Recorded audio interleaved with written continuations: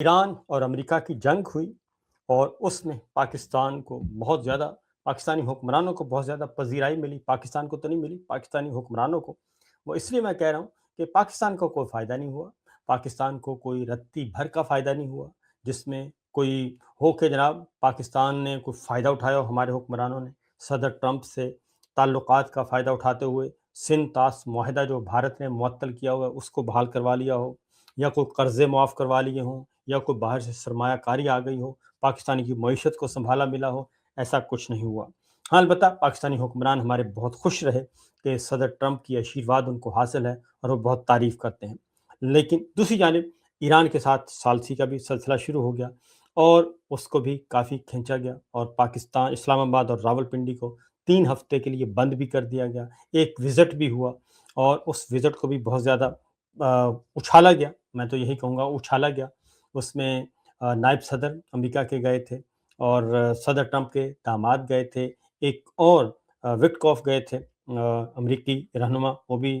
صدر ٹرمپ کے ہی نمائندے کے طور پہ، تو ان کے ساتھ معاملات بھی ہوئے۔ لیکن اب وہ ایم او یو بھی سائن، جب ایم او یو سائن ہونا تھا وہ اس کے لیے جگہ کا انتخاب کیا گیا، سوئٹزرلینڈ کا شہر، اور اسلام آباد میں وہ سائن بھی نہیں ہوا، لیکن اس کو نام دے دیا گیا اسلام آباد ایم او یو کا۔ اب وہ ایم او یو بھی فارغ ہو چکا ہے اور مفاہمت کی یادداشت بھی اڑ گئی ہے، دوبارہ سے جنگ شروع ہو گئی ہے۔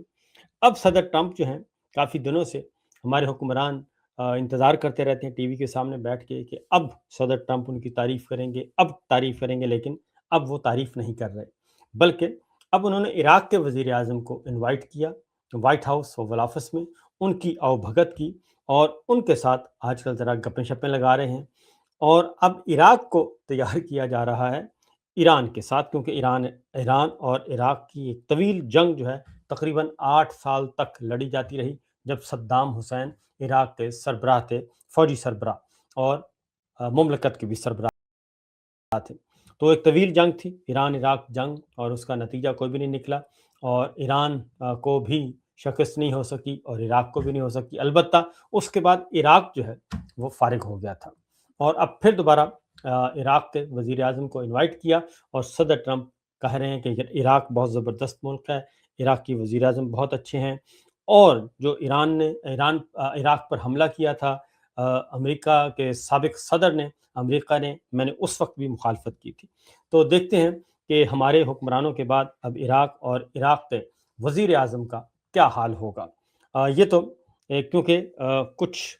جو ہے وہ حملے، جنگ بہت ہی خوفناک قسم کی جنگ بھی ہو رہی ہے ایران اور امریکہ کے درمیان، ایک دوسرے پر تابڑ توڑ حملے کیے جا رہے ہیں، نقصانات بہت ہو رہے ہیں، اور سعودی عرب بھی اب اس لڑائی میں شامل ہو چکا ہے وایا یمن، اور ایران بھی اب سعودی عرب کے ساتھ وایا یمن جو ہے وہاں پہ ان کی مٹ بھیڑ ہے۔ پاکستان اب دیکھ رہا ہے باہر کھڑا کہ پاکستان اور ہمارے حکمران کیا کریں گے، کیونکہ پاکستان میں داخلی خلفشار بہت زیادہ ہے۔ تو ایران کے ترجمان نے بھی کہا ہے کہ صلح کروانے والے بھی امریکی پٹھو تھے۔ یہ ان کا وزارت خارجہ اسماعیل بقائی، ترجمان ایرانی وزارت خارجہ ہیں، انہوں نے کہا کہ صلح کروانے والے بھی امریکی ہی پٹھو تھے۔ اور اب صلح کروانے والے کون تھے؟ ایک ہمارے حکمران تھے جناب فیلڈ مارشل محسن نقوی صاحب، شہباز شریف صاحب، اور دوسرے قطر والے تھے، قطر کے حکمران تھے۔ یہ دو ممالک تھے جو کہ ثالثی کا کام کر رہے تھے، لیکن اب ایران نے کہا ہے کہ صلح کروانے والے ہی امریکہ کے ہی پٹھو تھے، لہٰذا وہ کہتے ہیں کہ ہمارے ساتھ ہوا ہے، ہمارے ساتھ دھوکہ ہوا ہے، لہٰذا ایم او یو جو اسلام آباد کا ڈکلریشن تھا، ایم او یو، اس کو ہم ڈیڈ سمجھتے ہیں۔ تو یہ ملا ہے صلہ پاکستان کو، پاکستان کے حکمرانوں کو۔ اب انتظار کریں کہ کب امریکی صدر ٹرمپ، ایک اور بات بتا دوں کہ نومبر میں امریکہ کے مڈ ٹرم الیکشن ہے،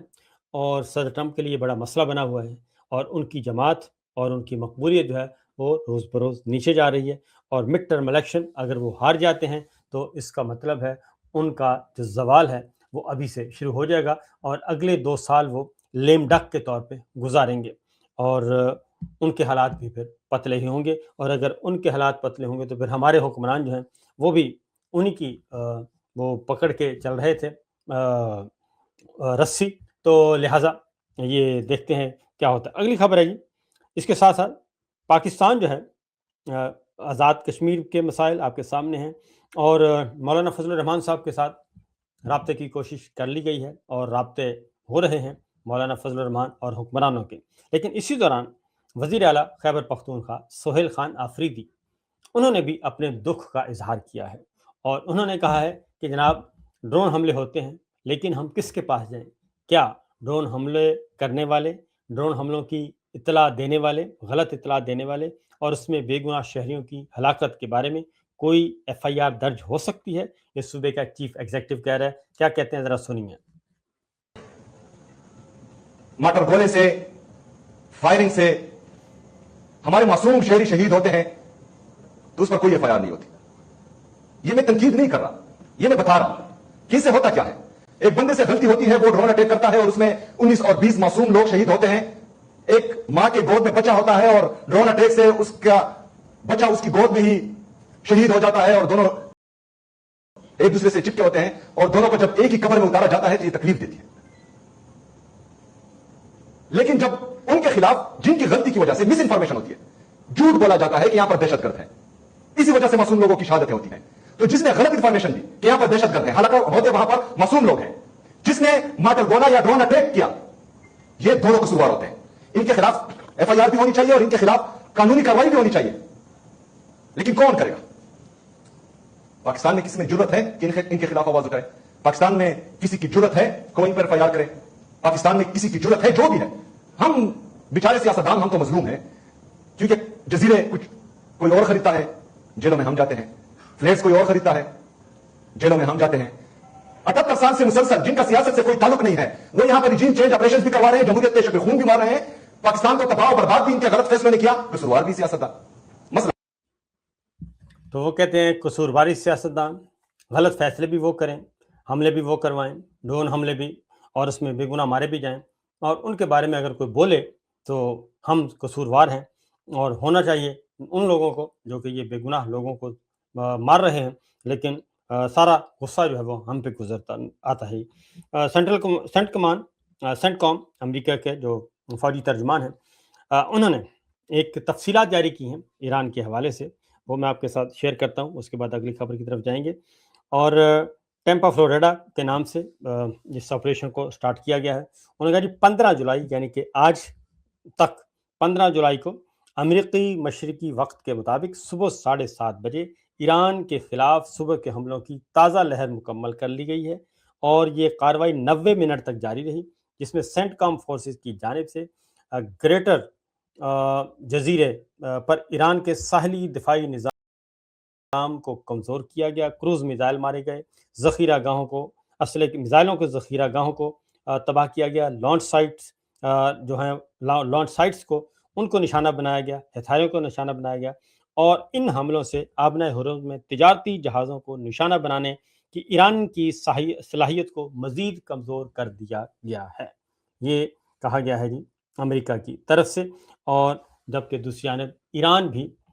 جواباً حملے کر رہا ہے، لیکن ایران امریکی ٹارگٹس کو نشانہ بنا رہا ہے، کویت میں، بحرین میں، جارڈن میں، اور اب سعودی عرب کو یمن میں، اور اس طریقے سے وہ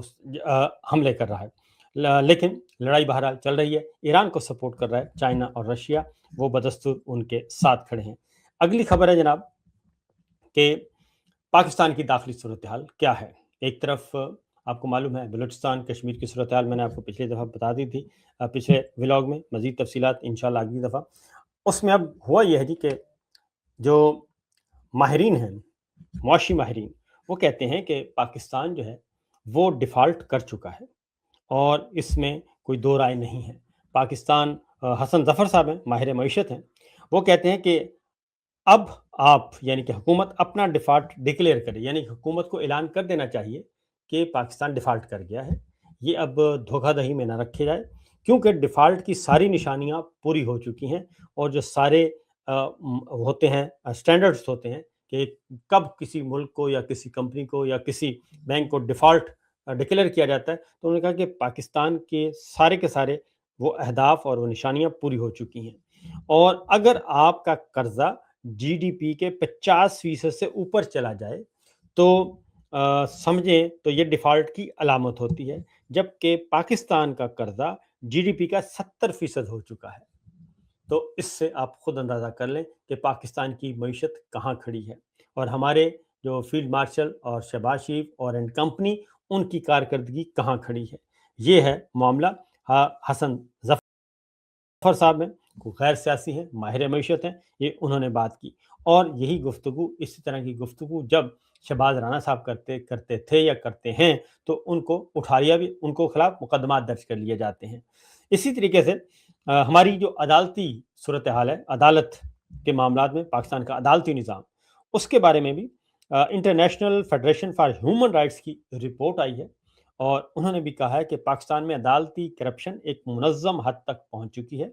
और ये ग्रैंड ऑपरेशन के ज़मरे में आ सकती है। मुल्क का निज़ाम अदल सियासी असर रसूख और इदारा जाती तसल्लुत का तेज़ी से शिकार हो रहा है। अदलिया समेत पाकिस्तान के जमहूरी इदारे गुज़श्ता चंद सालों से बढ़ते हुए दबाव का शिकार हैं और एग्जेक्टिव जो है, यानी कि इंतज़ामी हुकूमत जो है, इंतज़ामिया की जानिब से उन्हें बतदरीज कमज़ोर और यरगमाल बनाया गया है। ये अमल बुनियादी आज़ादियों को शदीद कुचलने के साथ हुआ, जिसे जाबराना कानून साजी और इंसानी हकूक़ की संगीन खिलाफ वर्जियों ने आसान बनाया। इस तनाजुर में अदलिया कारकुनों और मुखालफिन को खामोश करवाने और कुचलने का एक हथियार बन गई है। यह है अदलिया की कारकर्दगी। और इसके अलावा भी जो पाकिस्तान में की गई है 26वीं और 27वीं गैर आइनी तरमीम, जिसके ज़रिए ये नया अदालती निज़ाम और हमारे फील्ड मार्शल के लिए नया ओहदा तख्लीक किया गया, ये सारे के सारे इस वक्त खतरे में मौजूद हैं और ये भी डिमांड्स आ रही हैं कि 26वीं और 27वीं आइनी तरमीम, गैर आइनी तरमीम को